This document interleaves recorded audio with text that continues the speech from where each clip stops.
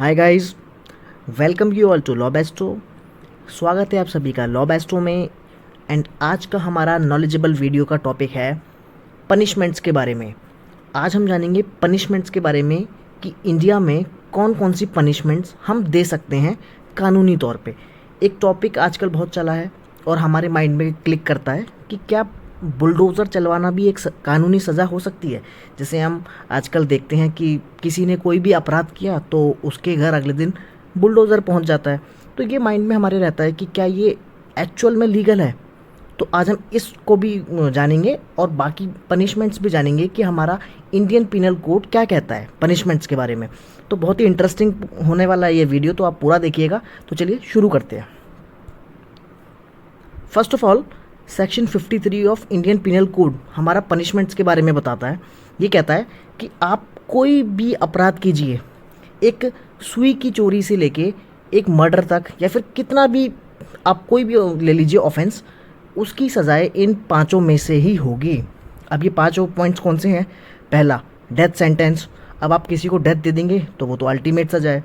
Second is imprisonment for life. अगर आपने जीवन भर के लिए आजीवन कारावास दे दिया, बात ख़त्म।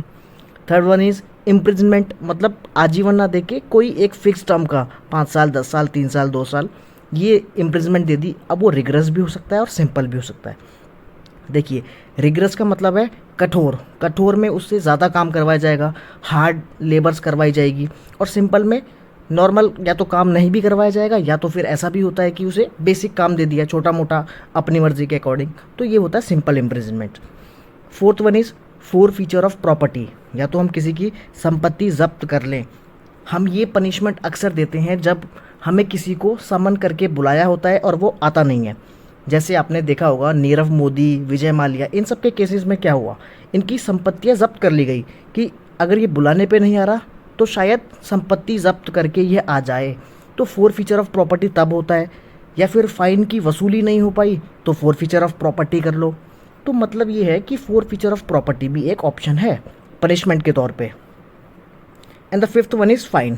सिंपल है, फाइन लगा दो, या फिर फाइन के साथ इम्प्रिजनमेंट भी दे दो, या फाइन किसी के साथ भी ऐड हो सकता है और अकेले भी हो सकता है।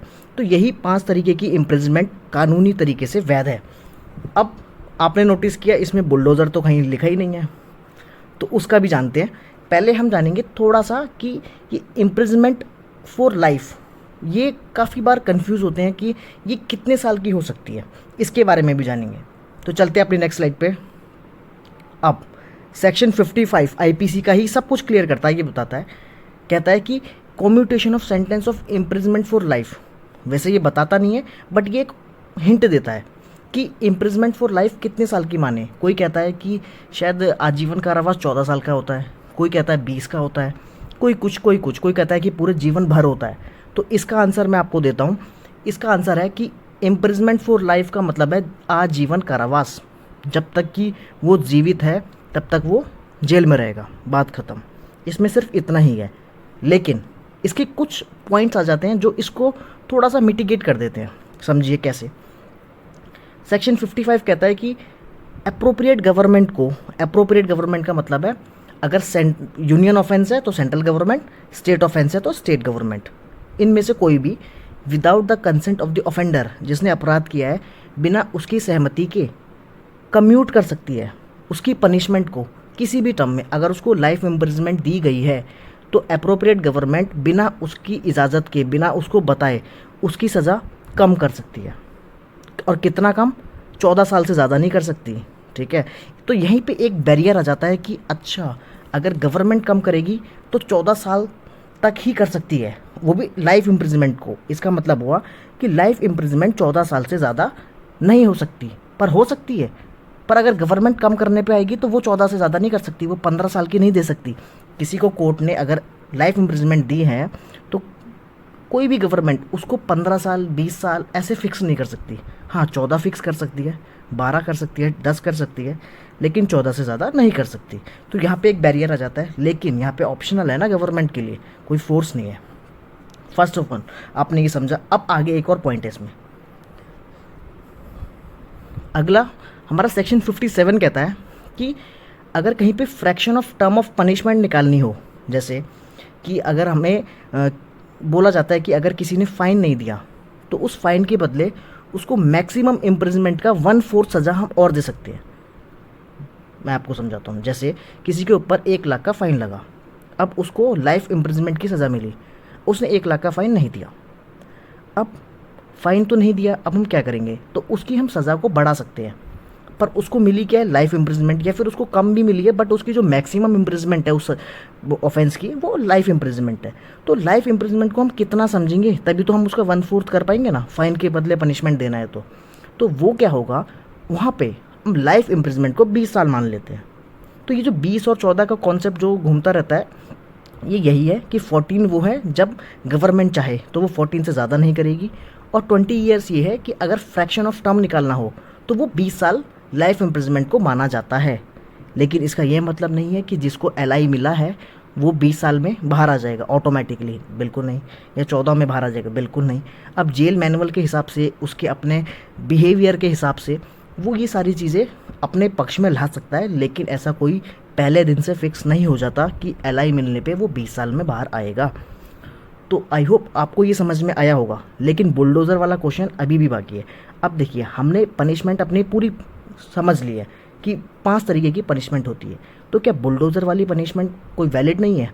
तो इसका आंसर है जी नहीं, बुलडोज़र वाली कोई भी पनिशमेंट वैलिड नहीं है। लेकिन ये क्यों चलाया जाता है, ये देखिए, इसके सबसे मुख्य कारण यही है कि बुलडोज़र क्यों चलेगा, हमेशा चलेगा इलीगल या अनऑथोराइज्ड कोई भी हम ऑक्यूपाई कर लेंगे ज़मीन को, या फिर इलीगल कंस्ट्रक्शन हो जाएगा, तो वहाँ पे बुलडोज़र चलने की नौबत आती है।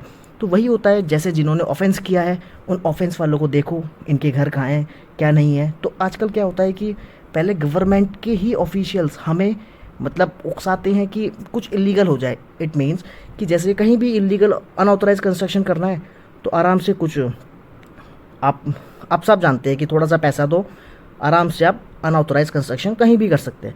लेकिन आपने पैसा दिया, आपने सबसे बड़ी मिस्टेक करी, अब आप उसको अनऑथोराइज कंस्ट्रक्शन को करेंगे तो उसमें भी आपका पैसा लगेगा। सामने वाले गवर्नमेंट ऑफिशियल का क्या गया, कुछ नहीं गया, उसने सिर्फ आपको परमिट कर दिया कि आप बनाइए, ठीक है। लेकिन इन फ्यूचर अगर जैसे बुलडोज़र की कभी बात आ गई तो आपका तो अनऑथोराइज ही माना जाएगा ना, तो इसीलिए उसे तोड़ने के लिए, और आजकल बहुत जगह अनऑथोराइज हर जगह चलता है, तो वही चीज़ है, अनऑथोराइज पकड़ो, जिसने पनिशमेंट करी है उसका देखो, अगर एक्चुअल में उसका कोई भी अनऑथोराइज नहीं है तो वहाँ पे बुलडोज़र नहीं चल सकता।